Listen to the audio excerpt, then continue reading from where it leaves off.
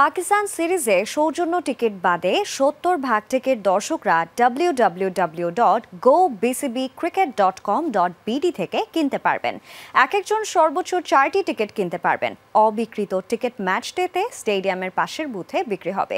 জুলাই আন্দোলনে আহতদের জন্য বরাদ্দ রাখা হয়েছে ১০০টা টিকিট। দর্শকরাই খেলাধুলার প্রাণ। ফুটবলে আগ্রহ বেড়েছে, ক্রিকেটে সেখানে আগ্রহ কমেছে। অনেকের মতে শেষ কয়েক বছরে মিরপুরে খেলা কম হওয়ায় আগ্রহ কমে যাওয়ার অনেক বড় কারণ। পাকিস্তানের বিপক্ষে 3 ম্যাচের টি-20 সিরিজ দিয়ে অনেকদিন পর হোম অফ ক্রিকেটে ইন্টারন্যাশনাল টি-20 ম্যাচ। স্বাভাবিকভাবেই দর্শকদের আগ্রহ থাকবে, এটা ধরে নেওয়াই যায়। মিরপুরে যতই খেলা হয়েছে আমার মনে হয় ওয়ানডে টি-20 সবসময় ফুল হাউস হয়েছে। বাংলাদেশ খেলবে সেখানে ফুল হাউস হয় না, এরকম খুব কমই হয়েছে। আর টি-20টা তো আরেকটু মজার খেলা। সর্বনিম্ন ৩০০ টাকায় ম্যাচ 3টা দেখতে পারবেন দর্শকরা। সৌজন্য টিকিট বাদে বাকি ৭০% টিকিট দর্শকরা অনলাইন থেকে কিনতে পারবেন। ১৫ জুলাই থেকে www.gobcbcricket.com.bd ওয়েবসাইট থেকে একজন সর্বোচ্চ 4টা টিকিট কিনতে পারবেন। অবিক্রিত টিকিট ম্যাচ ডেতে স্টেডিয়ামের পাশের বুথে বিক্রি হবে।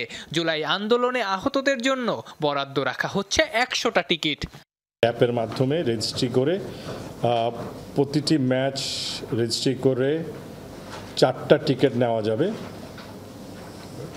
এবং খেলা দেখতে আসার সময় তারা তাদের স্মার্টফোনের টিকিটও রাখতে পারবেন অথবা ফিজিক্যাল টিকিট প্রিন্ট করে নিয়ে আসতে পারবেন। তবে কেউ ফটোকপি করে যদি 5টা টিকিট করে, যে প্রথম ঢুকবে বাকিরা সেই টিকিট নিয়ে ঢুকতে পারবেন না। বাংলাদেশ সিঙ্গাপুর ম্যাচের অনলাইন টিকিট নিয়ে সমস্যায় পড়েছিলেন দর্শকরা।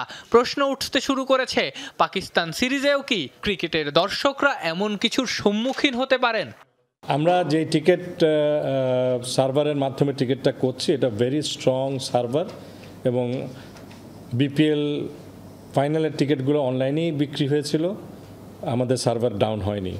3 বছরের জন্য 3 কোটি টাকায় বিসিবির টিকিটিং পার্টনার মধুমতি ব্যাংক। যদিও এই সময়ে টিকিট থেকে পাওয়া বিসিবির আয় থেকে কোনো লভ্যাংশ নেবে না বেসরকারি এই ব্যাংকটা।